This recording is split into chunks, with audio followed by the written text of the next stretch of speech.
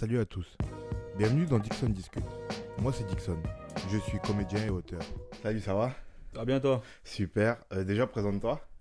Alors, je m'appelle Angelo. Angelo Esson pour mon nom d'auteur. Donc, je suis écrivain. Je suis d'abord designer. Mais j'écris depuis un an. Du coup, j'ai sorti mon premier livre il n'y a pas longtemps. Et du coup, c'est une nouvelle vie d'écrivain. Mais toujours dans la créativité. Donc, à fond. T'écris quoi comme style? Alors, là, au début, en fait, c'était un tout hasard. Là, je suis sur des romans. Là, j'ai à peu près, on va dire, 7-8 romans en préparation. Lui, c'est le premier d'une longue série. Sauf qu'à la base, en fait, je suis plus dans la réflexion en fait du monde de demain, on va dire. Je suis plus dans tout ce qui est OGM, tout ce qui est humain, on va dire le lien entre les humains et les robots de demain. En gros, j'avais en fait une idée dessus par rapport aux hommes-machines de demain. Donc j'ai commencé mes premiers livres par rapport à ça, par rapport à jusqu'où le cerveau humain peut aller. Est-ce qu'il y a une limite, est-ce qu'il n'y a pas de limite, etc. Donc, sauf qu'en fait, entre-temps, il y a eu le confinement. Du coup, je suis parti sur, un peu sur des romans, sur des idées un peu de bien-être d'abord personnel, parce que je pense qu'il faut d'abord être bien soi-même avant de commencer un peu à parler d'autres choses qui peut être autour, quoi, tu vois, tout ce qui est vivre ensemble, etc. Donc en gros, je me suis concentré sur les romans. Donc je pense que là, avant d'acquérir un peu plus de maturité, on va dire, dans mes écrits, je suis d'abord parti sur des romans avant de faire des réflexions, en gros, sur le monde de demain. Parce qu'en gros, il y avait un côté un peu illégitime de ma part, parce que voilà, par rapport à mon parcours, tout ça. Donc on va dire que je suis écrivain de romans pour l'instant, on va dire. Mais tu dis qu'il y avait une illégitimité, Ouais. alors qu'en vrai la réflexion sur le monde de demain, elle peut être faite par tout le monde. Tout le Ouais, monde est légitime à penser à demain. ouais, justement, mais sauf que on n'est pas, on va pas se mentir, on est en France, tu vois, et la France est très portée sur le diplôme. Moi, je suis un mec qui a zéro diplôme et l'école m'a toujours saoulé, donc jamais été dans cette case-là. Donc, ça fait que quand moi, je suis parti de l'école, enfin, quand j'ai arrêté l'école, quand j'ai dit c'est pas pour moi, point, ça y est, c'est le moment d'arrêter parce que je me sens trop mal tous les jours. Donc, ce moment-là, en fait, je savais que ça allait être difficile pour moi plus tard parce que je sais très bien comment ça fonctionne. Parce que même pour les parents, tu vois, le bac c'est très important. Il faut aller chercher le diplôme, ramener le diplôme, surtout quand tu as une mère comme la mienne voilà, voilà, qui a un vrai parcours scolaire, qui a un vrai bagage intellectuel, tout ça. Donc, c'était très difficile au début. Donc, quand je parle d'illégitimité, je parle surtout en fait du regard par rapport aux autres. C'est-à-dire que quand tu amènes une réflexion, on veut souvent savoir qui t'es. Tu vois, donc c'est un peu différent du roman. Le roman, c'est une histoire que tu t'imagines toi-même. En gros, on va dire, on a plus de chances de se faire lire quand on écrit un roman plutôt que quand on fait une réflexion. En général, on veut savoir quelle étude tu as fait pour savoir ça, etc. etc., etc. Donc, Du je coup, pense t'aimerais faire des essais plus que des romans du coup? Parce que rien ne t'empêche, excuse-moi, mais rien ne t'empêche de d'écrire un roman qui est de la science-fiction ouais, ou une dystopie ouais, sur la façon de penser de demain, tu vois. exactement, exactement. Alors pour avoir te dire, j'ai déjà fait. J'ai fait 6 essais. Alors, je dois faire 6 essais. J'en ai fait 4 sur 6. C'est déjà dans mon téléphone. En gros, c'est déjà booké. Mais justement, je pense que c'est un peu trop tôt par rapport aux gens, simplement. C'est même au-delà d'être légitime ou pas. C'est juste qu'en fait, le temps n'est pas venu en fait, de dire ce que je pense. Parce qu'en fait, j'ai d'autres projets aussi à côté qui font que ce projet-là, en fait, prendra forme quand j'aurai un peu plus fait ça ou ça. Tu vois. En gros, j'ai déjà écrit, en gros, ce sera un livre qui fera 600 pages, mais qui sera divisé en 6 tomes. Et en fait, donc, chaque tome aura son thème, et sera toujours porté sur la même chose, sera porté sur le renouvellement de l'intelligence, en gros. Donc, c'est pour savoir, en fait, comment est-ce que l'humain va évoluer, que ce soit au niveau de la liberté, au niveau de la réflexion, de qu'est-ce qu'on peut faire pour modifier un cerveau. Il y a plein de trucs, en fait, comme ça qui me passionnent, que j'ai écrit. Donc, j'ai écrit les 4 premiers tomes. Et en écrivant le quatrième tome, j'ai eu l'idée d'un roman. Je me suis dit, je vais partir sur des romans d'abord, parce que là, en fait, il me manque quelques pièces pour formuler tout ça, tu vois. C'est quand même, on parle aussi, c'est enfin, tout ce qui touche au cerveau, évidemment, on parle de neurologie, donc j'ai pas d'études de neurologie, donc il faudra un peu rechercher encore un peu plus avant d'écrire ça ou ça ou ça. Il faudrait que je lise un peu plus de livres de neurologie. Bon, il y a plein de trucs comme ça, en fait, qui fait que si j'écris tout maintenant et que je balance tout maintenant, ça aura l'air un peu inabouti. Bon, Hmm. j'ai un peu laissé un peu comme ça en stand-by pour un peu pousser plus mes réflexions au quotidien. Justement, écrire des romans, ça m'aide un peu à comprendre les gens et tout, analyser les gens par rapport au retour, par rapport à ce que je lis, par rapport à plein de trucs. Donc, je suis pas illégitime en gros. En vrai, je me sens pas illégitime, mais je sais que les gens le penseront, tu Ok, vois. C'est un peu plus ça. ok. On va revenir sur ça parce que j'ai des questions par rapport Ouais, à ça, mais du coup, t'es designer aussi à côté. ouais. Designer dans quel domaine? Alors, mon domaine à moi, alors j'ai fait des études de design produit, mais c'est pas des longues études, j'ai même pas 3 ans. Et c'était pareil. C'est-à-dire, le milieu scolaire, c'est un milieu, bah, je sais pas, j'ai toujours eu un problème avec ce milieu-là. C'est-à-dire, quand j'ai arrêté les études et que je me suis mis à faire autre chose, en reprenant, en fait, en allant à l'école du design, je me suis dit, bah, ça y est, ça, je vais faire un truc un peu plus fun.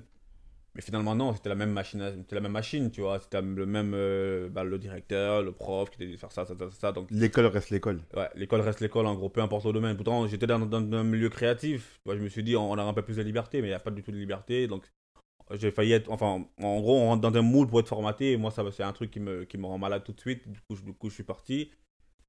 Et du coup, en fait, j'ai commencé à créer tout seul dans mon coin. Au début, ça a toujours été des chaussures. Tu vois, en gros, moi, je prépare une marque de chaussures pour plus tard. Je parle de la marque pour l'instant parce que je l'ai pas breveté, j'ai pas tout breveté pour l'instant. Donc, j'ai plein d'idées déjà faites qui sont déjà pas brevetés, on va dire, mais ils sont déjà dessinés. J'ai près de 300 dessins chez moi aboutis, finis, mais pour plus tard, tu vois.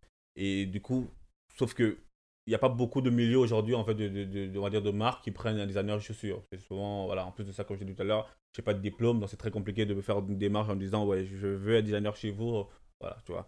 Donc, ne pas avoir le bras long et tout ça un peu compliqué. Donc, avec les autres marques, on va dire, j'ai commencé à dessiner des vêtements. En gros, j'ai pas appris les vêtements à l'école, j'ai appris des chaussures, mais via en fait ma technique de dessin que moi j'ai améliorée au fil des années, j'ai pu dessiner des vêtements pour d'autres marques, etc. Donc, en gros, je suis designer, on va dire vêtements pour des autres, mais quand il s'agit de moi, en fait, j'ai une marque de chaussures que je prépare. Alors, Ok. la question que je me pose là, c'est est-ce que c'est pas un fardeau lourd à porter pour ta création de vouloir apporter quelque chose au monde, tu vois? Tu vois ce que je veux dire Ouais, ou pas? Parce que c'est mon avis, hein, et tu me diras si ça te correspond pas, mais ouais, j'ai l'impression que, les, on- entre guillemets, tous les artistes ont une forme de réflexion sur le monde, ouais, dira-t-on. ouais, Plus ou moins poussée. J'ai l'impression que chez toi, il est très poussé, mais on dirait que tous les artistes ont ce truc-là de vouloir délivrer au monde quelque chose. ouais, Sauf que quand c'est vraiment un truc qui est réfléchi à l'origine et qui est profondément ancré en toi, ouais, j'ai l'impression que ça pose sur tes épaules un poids en plus, tu vois, ouais, qu'il y a une forme de légèreté du coup qui s'efface, il y a une forme de spontanéité. Je dirais pas ça dans ton cas, vu que tu m'as dit que c'est très spontané ton ouais, écriture, tu vois. Mais en tout cas, il y a euh, une forme de légèreté, ouais, ouais, pour reprendre ce ouais, terme-là, qui s'efface, mais qui est remplacée par une lourdeur. ouais. Tu vois, parce que porter le poids du monde sur ses épaules, si je le vois un peu comme ça, réfléchir sur le monde dans sa globalité et surtout pour son avenir, c'est mentalement porter un espèce de poids, tu Ouais. vois. Et ça doit peser lourd sur la créativité. Ça perd énormément en fait pour tout dire. C'est-à-dire que moi, ça fait quelques années que j'ai pas un sommeil normal déjà. Ça, c'est le premier impact, c'est ça. Parce que j'arrive pas à dormir tôt. Si je dors à 23h un jour parce que je suis fatigué, et je suis debout à 4h du mat comme si j'avais rien été. Quoi. Qu'est-ce que je fais de ma vie? Du coup, je mets le basket, je mets la NBA, tu vois. Ouais. Mais j'ai pas un sommeil de 8 heures. Déjà, ça fait longtemps que j'ai pas dormi 8 heures de ma vie, ça arrive. Ça arrive rarement. Et surtout, la deuxième chose, c'est que je suis un mec angoissé. Je suis très angoissé tout le temps. Je stresse pour tout. J'appréhende absolument tout.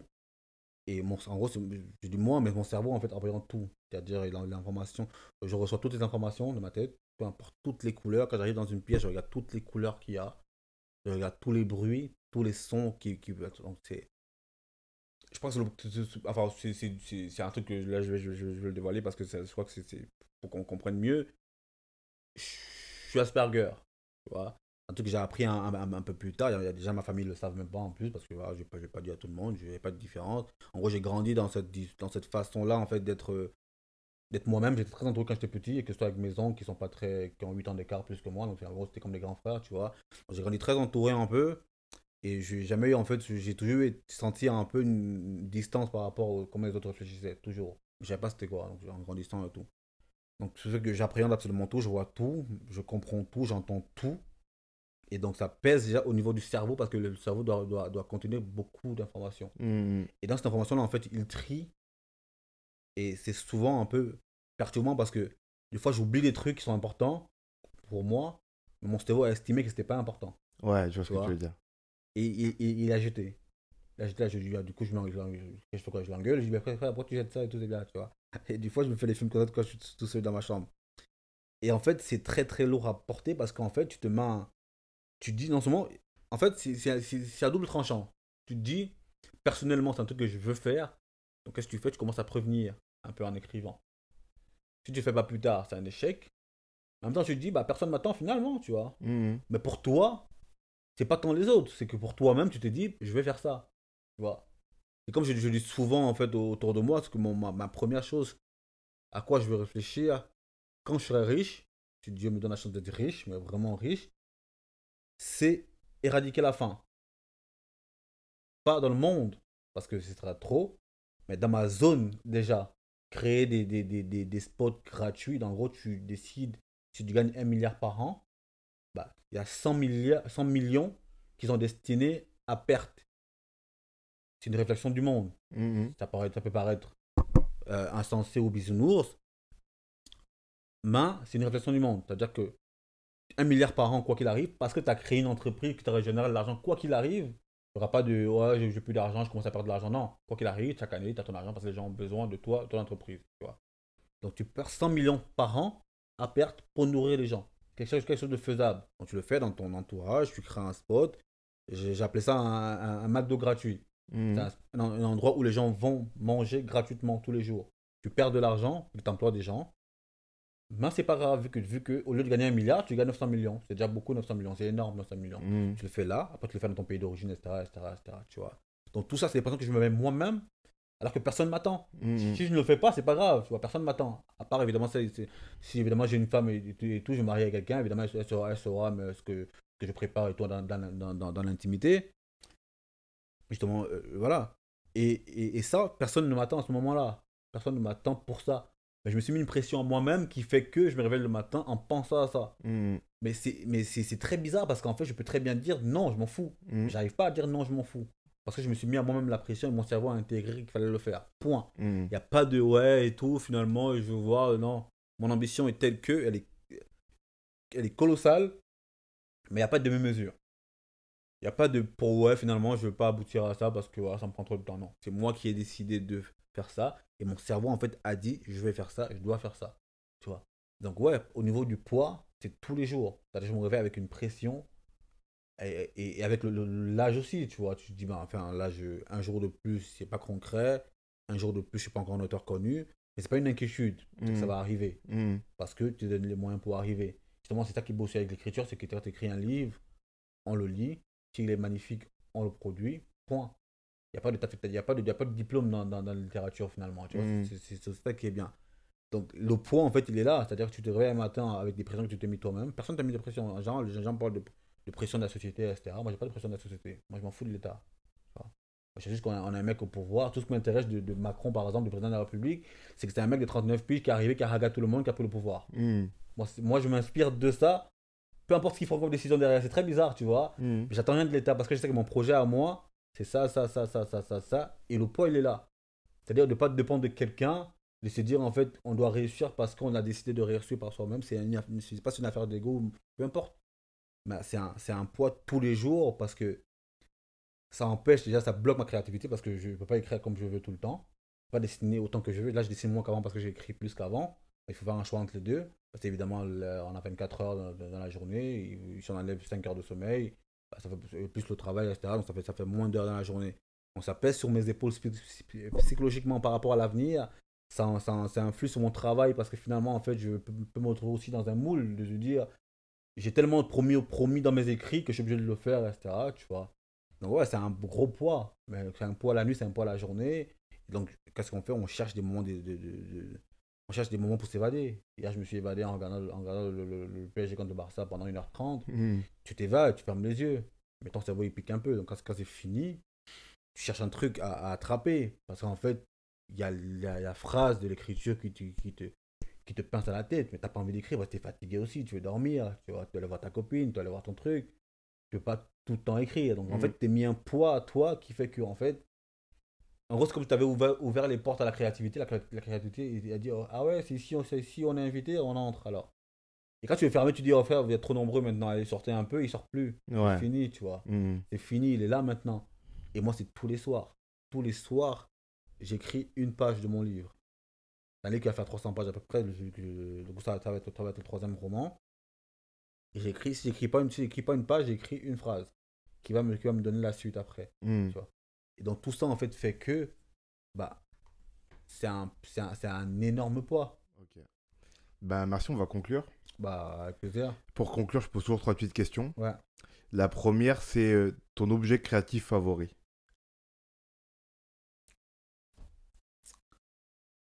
Franchement, je dirais une feuille blanche. Une feuille blanche? Une feuille blanche, une feuille de canson comment ça s'appelle? Du format A3. Parce que c'est là où tu peux créer une chaussure en fait en taille 43, on va dire. Et pourquoi aussi? Parce que je peux aussi écrire dessus. Je peux pas dessiner sur mon téléphone. J'écris sur mon téléphone, c'est plus rapide. Mais je peux pas dessiner sur mon téléphone. Alors que je peux faire les deux sur la feuille blanche. Donc la feuille blanche, en fait, pour moi, ça représente la liberté. Une feuille blanche vierge avec un crayon, tu vois, c'est vraiment libre. Tu fais ce que tu veux dessus. Et c'est un truc que j'ai toujours cherché dans ma vie, que ce soit au niveau du travail, que ce soit au niveau de ce qu'on me demande. Plutôt qu'un diplôme, donne-moi une feuille blanche. Hmm. Et je vous montre ce que je sais faire, tu vois. Et ça, c'est un poids aussi quelque part, parce que tu te dis, mais en fait, il suffit d'une feuille blanche, quoi. Je sais faire ce que vous voulez que je fasse. Certes, c'est pas validé par un prof, pas par une institution, pas par un diplôme reconnu par l'État, mais je sais le faire. Donc donnez-moi cette feuille blanche-là. Et la feuille blanche, elle est jamais tendue, parce qu'on n'a pas confiance que tu vas faire. Ça ne coûte rien, en fait, de donner une feuille blanche à quelqu'un à dessiner, tu vois. Donc je pense que c'est tellement la liberté de la feuille blanche. C'est vraiment, en fait, ouais, ça représente pour moi la liberté. Et on retombe encore sur la créativité que je disais tout à l'heure. Mon salut à moi, c'est encore la liberté de mon cerveau. Donc la feuille blanche, liberté d'écrire ou de ne pas faire, tu vois. Tu vois. Donc en gros, ce blanc de liberté-là, ce blanc de rien. Il n'y a rien. C'est-à-dire ne fais rien. Tu as le droit de ne rien faire ou tu as le droit de montrer ce que tu sais faire. Donc la feuille blanche, ouais, je dirais au-delà du crayon, au-delà du truc, au-delà moi, je connais des gens qui n'écrivent que sur Photoshop ou sur Illustrator, sur InDesign. Ils savent pas faire à la main. Parce qu'ils ont appris à faire comme ça à la main. Moi, je veux rester à l'ancienne et je crée toujours mon dessin sur une feuille de papier. Et ça part de rien. Il y a pas d'instruction. Il y a juste, tu as une feuille blanche, tu es libre de faire ce que tu veux. Ou de ne pas faire ce que tu veux. Ouais, je vois très Moi, je dirais bien. la feuille blanche. Ouais. Ok. La deuxième question, c'est une œuvre inspirante pour toi. Alors, c'est encore très très vague. Parce que mes inspirations ne viennent pas du milieu de livres. Voilà, ça Ben, vient. n'importe quoi, ce Ouais. que tu veux. Ça vient en fait de. C'est très bizarre. C'est très très bizarre. Mais si je dois choisir une œuvre inspirante pour moi, et là je vais lui rendre hommage parce que je pense qu'il le mérite. Parce que tu connais un rappeur qui s'appelle Silla. C'est un belge, j'en parle dans mon livre. Et je l'appelle même. On ne se connaît pas, hein, franchement, on ne se connaît pas du tout. Et on a eu un échange sur Instagram. Et le son Solitude, je veux dire. Il a fait un son qui s'appelle Solitude. Enfin, il y a plusieurs sons. Il y a Seul sur la Lune. Un son, tu vois, le son, quand tu l'écoutes, tu te les écoutes, enfin, tu te retrouves à 100%. C'est très bizarre. C'est comme s'il avait écrit pour toi, tu vois, ce genre de son-là. Donc, je dirais, en fait, le son Solitude de Tila, c'est une œuvre à part entière parce que c'est pas juste un rappeur, c'est pas un mec qui rappe, etc. Pour moi, c'est un putain de poète qui n'est pas reconnu à sa juste valeur parce qu'il n'est pas assez connu, parce qu'il veut pas peut-être aussi, parce qu'il aime bien avoir son public à lui. Et c'est un génie, ce mec-là. Celui-là, pour moi, c'est la plus belle plume que j'ai jamais écoutée, que j'ai jamais lu. Parce qu'il a cette manière, en fait, là, de choisir ses mots. Voilà, il a un son qui s'appelle Dernier Voyage, dans lequel il parle du salut. Mais si tu réfléchis pas, tu peux pas savoir que c'est le salut. Tu vois. C'est une réflexion, en fait. Pour moi, c'est un tout. C'est un chanteur, c'est un écrivain, c'est un poète. Et en fait, c'est ça ma plus belle œuvre. En fait, on va dire son album entier. On va dire. Il y a un album qui s'appelle Pleine Lune, 1 et 2. C'est ça pour moi la plus belle œuvre artistique. C'est au-delà des romans, au-delà des essais, au-delà des chaussures, etc. Parce que finalement, c'est ça qui reste. Il a fait un son justement qui s'appelle Olympia. Pour savoir quand on va mourir, qu'est-ce qu'on laisse. Voilà. Et ça, c'est pour moi l'album, ces deux albums-là, ce sont mes plus belles. Maintenant, je veux dire, l'album, je dois choisir, je vais dire Pleine Lune 1. Parce que j'ai commencé par ça. Donc, ma plus belle œuvre, c'est l'œuvre de Scylla. C'était une œuvre musicale. J'invite les personnes qui ne le connaissent pas à aller découvrir. C'est une œuvre musicale qui s'appelle Pleine Lune. Et moi, je l'ai appelé lui, co-auteur de mes émotions. Là. Alors que je ne le connaissais pas du tout, la version. Je l'ai découvert dans un feat avec Kerry James. Il s'appelle Dernier MC. Je me suis dit, c'est qui ce mec, etc. Le couplet, il est fort. J'allais chercher, je dis, ah ouais, d'accord. Et voilà, donc ma plus belle œuvre à moi, c'est une œuvre musicale. Donc, en gros, c'est un truc, tu vois, c'est un truc qui n'a rien à voir avec mon domaine. Tu vois, Ah, ouais, je vois, je vois. moi, je vais chercher ailleurs, moi, des trucs comme ça. Hmm. Et, et, et voilà, bon, pour répondre à cette question-là en plus simple, pleine lune de Scylla, Ok, ma plus belle œuvre. pleine lune de Scylla. Et la dernière question, un conseil pour quelqu'un qui veut se mettre à créer. C'est encore un autre débat. Pourquoi? Parce que moi, je sais par quoi, en fait, j'ai dû passer. Tu vois. Parce que, bah, que ce soit au niveau du doute, au niveau de l'inquiétude après, moi, je dirais, en fait, le conseil, c'est de ne pas écouter. Ne pas écouter ce qu'on peut se. C'est très vague, hein. Mais je pense que les mauvaises ondes, c'est quelque chose qu'on néglige. C'est-à-dire, c'est pas condamné par la loi. Ça devrait être condamné par la loi, moi, les ondes. Hmm. On devrait être en prison parce que tu as une mauvaise onde pour quelqu'un. Un truc très négligeable, mais qui nous pèse énormément. Tu vois, moi, Hmm. quand j'ai commencé à écrire, comme j'ai déjà dit tout à l'heure, j'étais accompagné par un ancien meilleur pote et mon ex, je ne vais pas la tomber dessus. Il y a des bons moments, etc. Mais c'était comme un poison. Quand j'ai commencé à écrire, les premiers mots émanant de leur bouche étaient des rires, Hmm. tu vois, de la moquerie. Tu vois. Donc, quand tu reçois ça en pleine gueule, tu te dis, enfin, oh, donc finalement, je ne vais pas écrire. Hmm. Tu vois. Donc, la première chose, c'est de se dire, quand on ressent quelque chose profondément en soi, fais-le. Je dis pas de le faire et de le montrer aux gens, parce qu'évidemment, si c'est nul à chier pour de vrai, bah, tu vas prendre une raison dans la gueule qui ne sert à rien. Fais-le, relis-le, redessine-le s'il est mal fait. Fais un truc dans ton coin, parce que moi, quand j'ai commencé à dessiner, on va dire, j'ai arrêté mes études, je me suis mis entre 4 et 6 mois en train de refaire la même chose. Feuille blanche, crayon. Je refusais. Je prenais ma chaussure que j'avais à la maison, qui était une paire de Margiela, je me souviens très bien, je la prenais comme ça avec ma main gauche, je dessinais avec ma main droite, pour avoir le trait parfait comme ça. Au début, tu l'arrêtes, c'est évident. Tu jamais croire que tu vas le reçu du premier coup. Hmm. Donc, sois juste persévérant et sois obsédé. Moi, comme je dis souvent, en fait, est-ce que tu es ambitieux? On me dit non, je suis obsédé. Hmm. Je suis obsédé par mes ambitions. C'est pas une affaire de dire ouais, je suis ambitieux, etc. Je vais faire ça. Non, je suis un obsédé.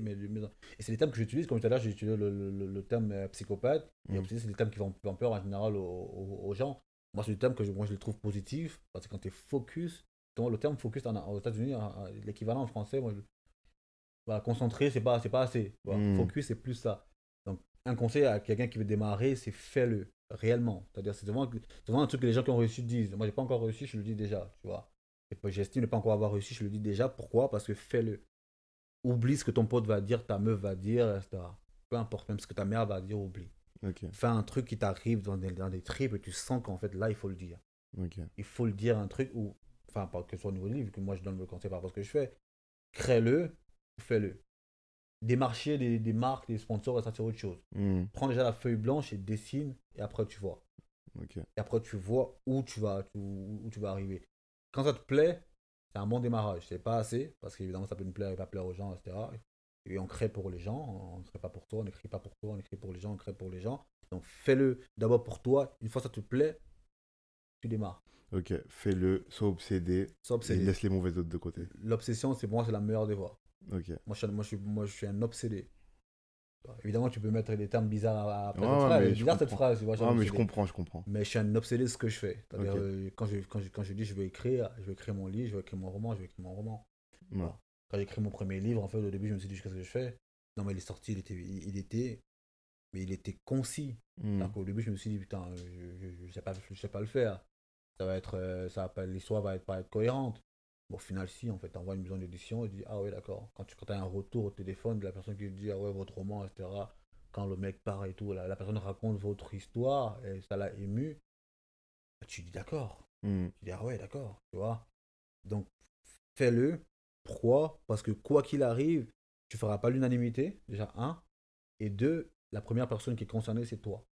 Donc, quand ça te plaît, fais-le, crée-le, dessine-le, propose-le après ou pas pour l'instant, peu importe. La première étape, c'est de sortir ça de ta tête. Première étape. Ok. Ça, non seulement c'est libérateur, Hmm. en plus de ça, bah, avec beaucoup de chance, enfin, un peu de chance et beaucoup de travail, les gens vont aimer. Donc, en gros, c'est vrai. 2 fois bénéfique. Tu es libre et en plus de ça, ça marche. Mm. Donc, sors-le de ta tête. Ne garde jamais un truc que tu as en tête trop longtemps. Ça va te pourrir le cerveau pour rien. Donc, sors-le de ta tête. Les moqueries, tu auras des moqueries. Tu auras des gens qui vont te vanner. Tu auras des trucs. Moi, je l'ai reçu en pleine gueule. Le rire de quelqu'un qui est proche de toi, ça fait très mal, tu vois. Mm. Et quand tu es obsédé, crois-moi que ça te fait rien du tout. Voilà. Ouais, c'est vrai. Je m'en fous complètement de ce on va dire. Mais je vais le faire. Et je vais te prouver à toi que tu as eu tort. Point. Il n'y a pas de mais si je ne réussis pas. Non, je vais réussir. Point. Parce que Ce que j'ai fait. j'ai fait déjà. Ouais. C'est une réussite déjà de faire déjà. Ouais, Donc, on part de bien là. sûr, je suis d'accord. Ouais. Bah, merci. Bah, merci à toi Je vais d'avoir mettre accueilli. le lien dans pardon, je vais mettre le lien dans la description vers ton Instagram, Ouais. vers où on peut acheter, on peut Ouais. trouver ton livre Ouais. et pour qu'on suive ton travail.